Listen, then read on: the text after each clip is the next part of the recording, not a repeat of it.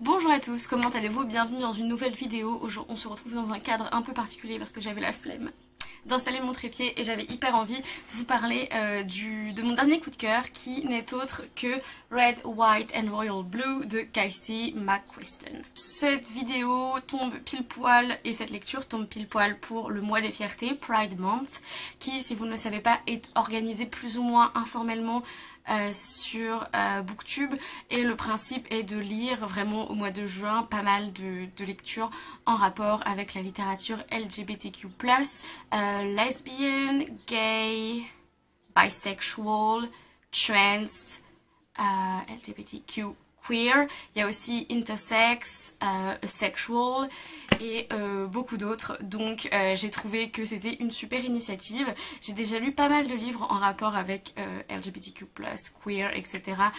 Cette littérature là pour ce mois-ci. Donc je vous en ferai une vidéo pour le début du mois de juillet, en parlant des 10 recommandations que j'ai si on veut se mettre ou si on veut lire plus tout simplement de littérature LGBTQ+. Pour moi je trouve que c'est important et c'est hyper important d'inclure de la diversité dans nos lectures de tous les jours. On va suivre le fils de la présidente des États-Unis qui s'appelle Alex et un des princes d'Angleterre qui s'appelle Henry. Et en fait les deux ne peuvent pas se supporter. Voilà, ils doivent assister à des événements diplomatiques, ce qui est logique puisque les États-Unis et l'Angleterre quand même sont plutôt proches, et la diplomatie, voilà, hein, il faut assister à des événements, etc. Donc Alex va en Angleterre avec toute sa famille pour assister à un mariage royal, et il ne supporte tellement pas, il supporte tellement pas Henry, les deux ne peuvent tellement pas se piffrer qu'ils finissent par faire un esclandre diplomatique en tombant dans le gâteau de mariage qui a coûté 75 000 livres. Voilà. Donc à partir de ce moment-là, tous les tabloïds s'en emparent et c'est un gros incident diplomatique en fait. Et tous les tabloïds disent qu'ils ne peuvent pas supporter, ce qui est vrai, mais ils veulent pas du tout que les gens le sachent. Donc ils décident de faire comme si Alex était le meilleur ami de Henry.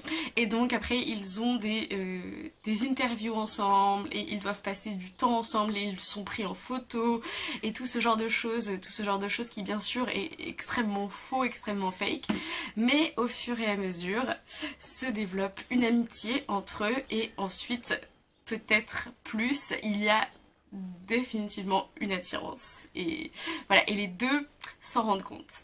Donc c'est vraiment le synopsis de ce bouquin. De base je pensais que c'était du young adult, mais j'ai appris entre deux que c'était du new adult.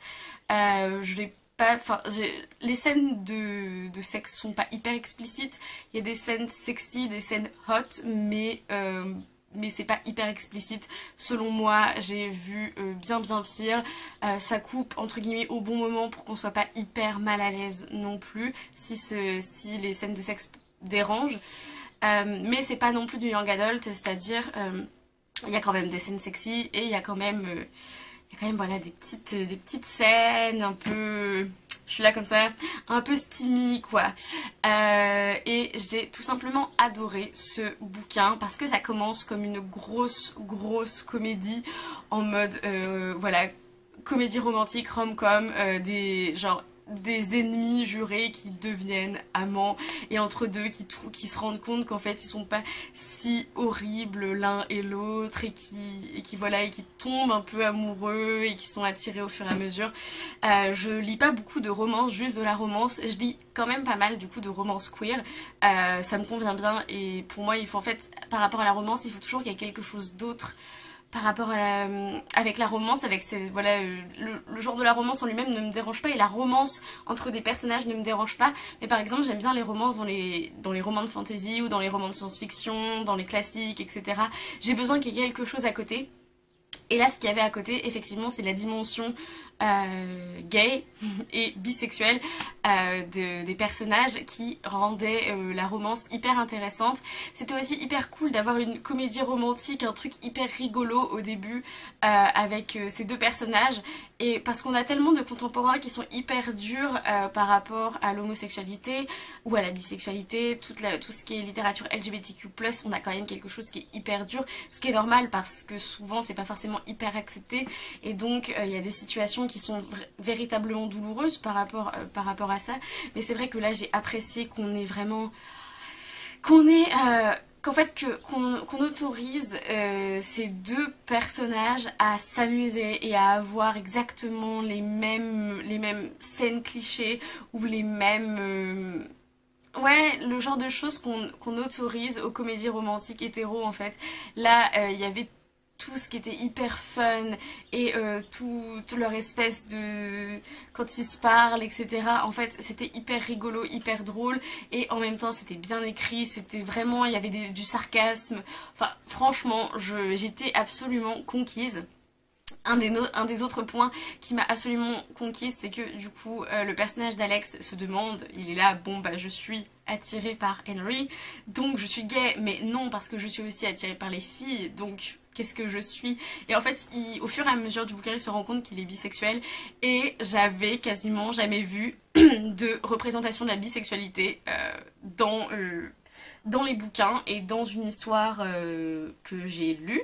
Récemment, qu'est-ce que j'ai vu dans les médias? J'ai vu dans la série Jane the Virgin, on a le personnage de Petra, qui du coup, je dirais, qui est bisexuel, et voilà, on en a tellement peu de cette représentation.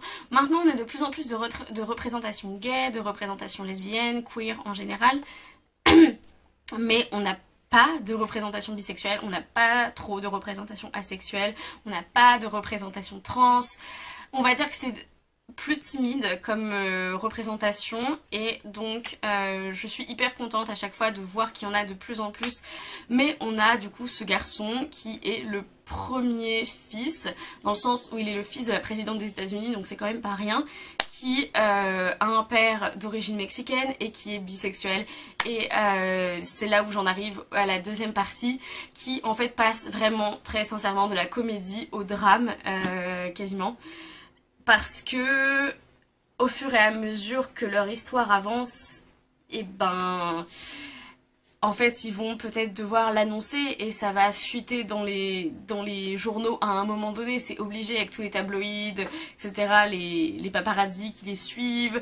On sait que la famille royale souvent a des histoires, un peu des scandales qu'il faut étouffer, ce genre de choses. Donc on a cette éventualité qui se profile, et on a la perspective de la mère de Alex, qui est la présidente des États-Unis, je le répète encore 10 000 fois, mais qui veut se faire réélire. Elle en est à 3 ans et demi de mandat, et donc à la fin de sa 4e année, elle veut se faire réélire pour un 2e mandat.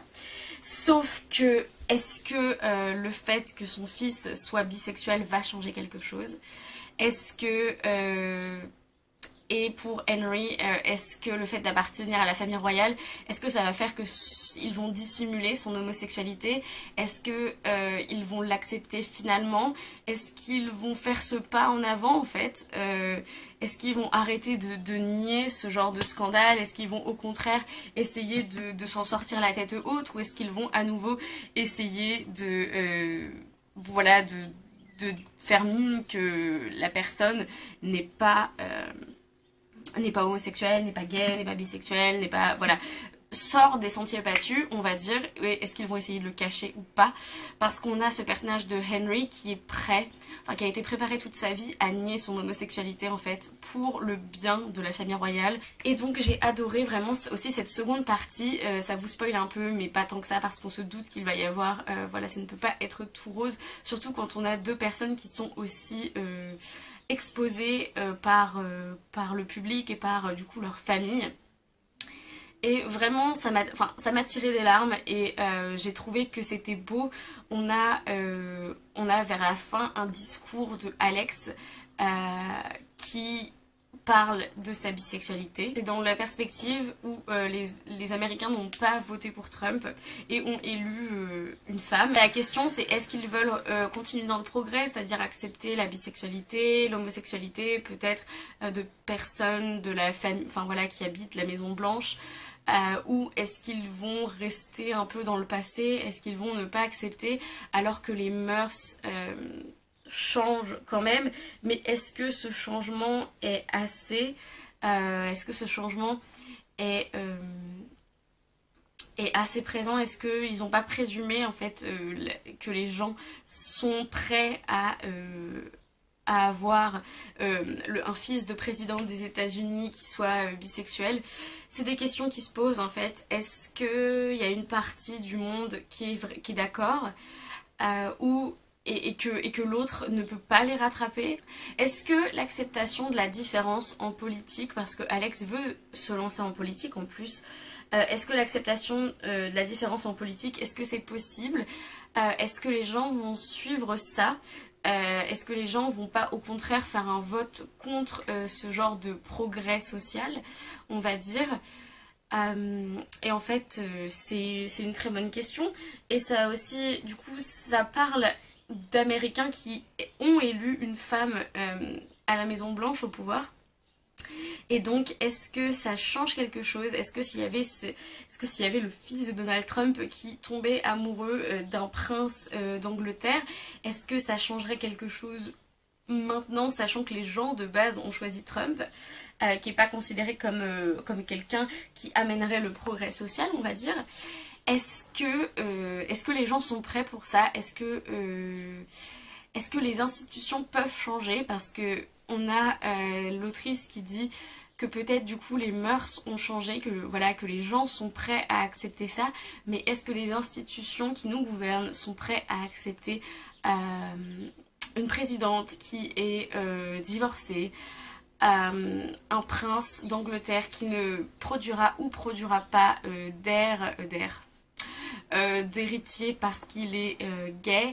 Et je pense que ce bouquin permet vraiment de faire rêver à une autre réalité dans laquelle le progrès social vraiment avance, et où on a une présidente des États-Unis et où on a voilà, beaucoup d'espoir en fait pour le futur, et comment les personnes qui sont exposées au public pourront révéler ou non leur homosexualité, leur bisexualité, et en fait que peut-être que les gens sont prêts à accepter d'être représentés par des personnes comme ça en politique, par des personnes qui n'ont pas forcément la même orientation sexuelle qu'elles, ou qui ne sont pas similaires en tout point, mais justement qui peuvent accepter cette différence et voir en cette différence quelque chose de positif et quelque chose d'agréable, et quelque chose qu'il faut absolument protéger et qu'il faut chérir. Et voilà, je suis partie un peu loin par rapport à ce bouquin, mais j'ai trouvé vraiment que ça envoyait un beau message de tolérance, et que ça questionnait est-ce que vous accepteriez que quelqu'un qui vous représente au congrès soit homosexuel, soit bisexuel, soit latino, soit afro-américain, alors que vous-même, vous êtes peut-être blanc, hétéro, etc. Est-ce que vous voteriez pour quelqu'un comme ça? C'était vraiment hyper intéressant de lire ce genre de choses, parce que du coup on parle de politique et on parle de scandale, et on parle de vie publique, et comment manipuler les médias, et comment faire en sorte de cacher quelque chose. Si vous avez envie de lire Red, White and Royal Blue de Casey McQuiston, malheureusement il n'est pas traduit en français pour l'instant, il vient de sortir, je crois que c'était au mois de soit mi-mai soit au mois de juin. Mais c'est une magnifique romance, et ça parle aussi de beaucoup d'autres choses à côté, notamment de l'acceptation de la différence, de la politique, donc n'hésitez pas si vous êtes tenté par cette tragicomédie, parce que très sincèrement ça commence comme une comédie mais ça ne termine pas comme une comédie, ça passe vers le drame. Donc voilà, n'hésitez pas si vous avez envie de lire plus de littérature LGBTQ+, et que le synopsis vous a donné envie, n'hésitez pas. Voilà, c'est tout pour cette vidéo, merci de l'avoir regardée. Dites-moi dans les commentaires si vous avez envie de lire ce livre, si vous lisez de la littérature LGBTQ+, si vous avez des recommandations, je suis preneuse, dites-moi tout dans les commentaires et en attendant une prochaine vidéo, lisez bien, amusez-vous avec vos lectures et bisous.